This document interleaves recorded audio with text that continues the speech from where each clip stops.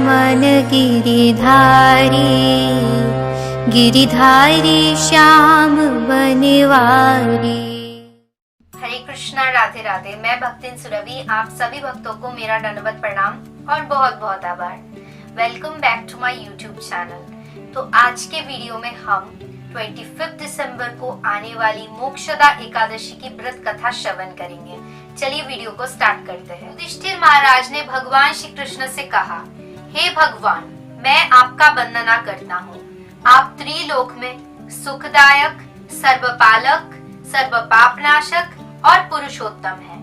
मेरा एक संशय है, अग्रहायण महीने के शुक्ल पक्षीय एकादशी का नाम क्या है, विधि क्या है और इस एकादशी में कौन से देवता का पूजा किया जाता है, कृपया आप मुझे बताइए। भगवान श्री कृष्ण ने कहा, हे महाराज, आपने बहुत ही उत्तम प्रश्न किया है जिससे आपका यश चारों तरफ विस्तरित होगा। अग्रहायण महीने के शुक्ल पक्षीय एकादशी का व्रत कथा अब मैं तुम्हें सुनाऊंगा, जिसका कथा मात्र श्रवण करने से समस्त यज्ञों का फल लाभ होता है। अग्रहायण महीने के शुक्ल पक्षीय एकादशी का नाम मोक्षदा एकादशी के नाम से परिचित है।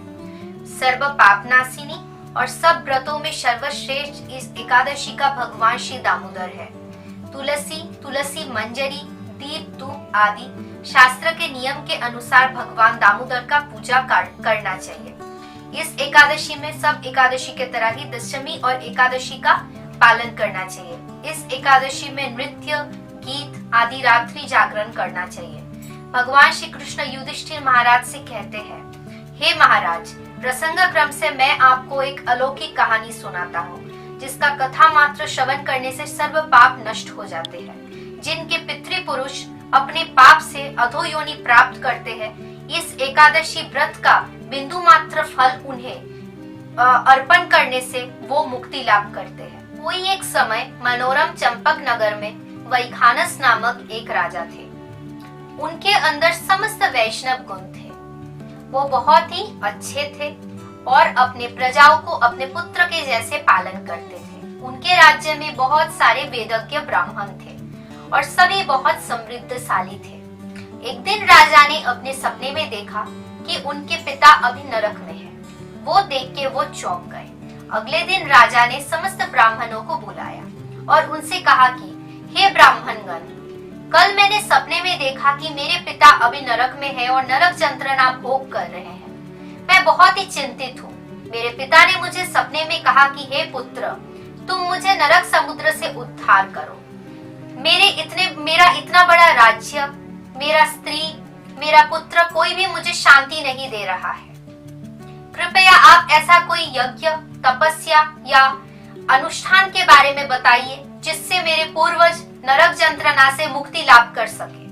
ब्राह्मण गणों ने राजा से कहा कि हे राजा, आपके राज्य के पास ही महर्षि पर्वत मुनि का आश्रम है।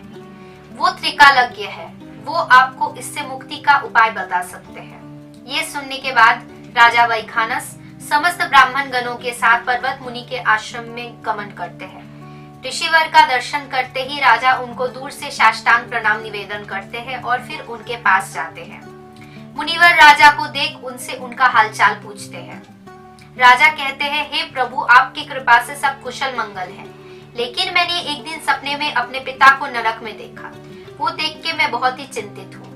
कृपया आप ऐसा कोई पुण्य व्रत बताइए जिसके फल से हमें इससे मुक्ति मिल सकता है। राजा की बात सुन के पर्वत मुनि कुछ देर ध्यान मग्न होते हैं।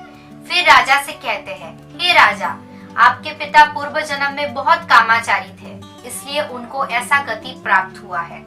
अब मैं इस पाप से मुक्ति का उपाय आपको वर्णन करूंगा।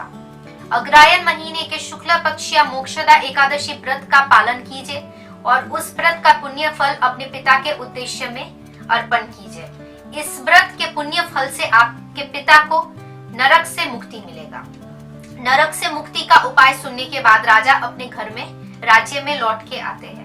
उसके बाद इस मोक्षदा एकादशी के दिन वो अपने स्त्री पुत्र के साथ मोक्षदा एकादशी व्रत का पालन करते हैं और व्रत का पुण्य फल अपने पिता के उद्देश्य में अर्पण करते हैं। उसके बाद स्वर्ग से पुष्पों का बारिश होता है और राजा के पिता नरक से मुक्ति पाते हैं और वो बोलते हैं, हे पुत्र, तुम्हारा मंगल हो, और नरक से मुक्ति पाके वो स्वर्ग को प्राप्त करते हैं। तो यही थी पवित्र मोक्षदा एकादशी की व्रत कथा। भगवान श्री कृष्ण कहते हैं कि जो भी इस पवित्र मोक्षदा एकादशी व्रत का पालन करता है वो मेरा बहुत प्रिय होता है। जो भी इस व्रत कथा का पाठ करता है और जो श्रवण करता है, उभय व्यक्ति यज्ञ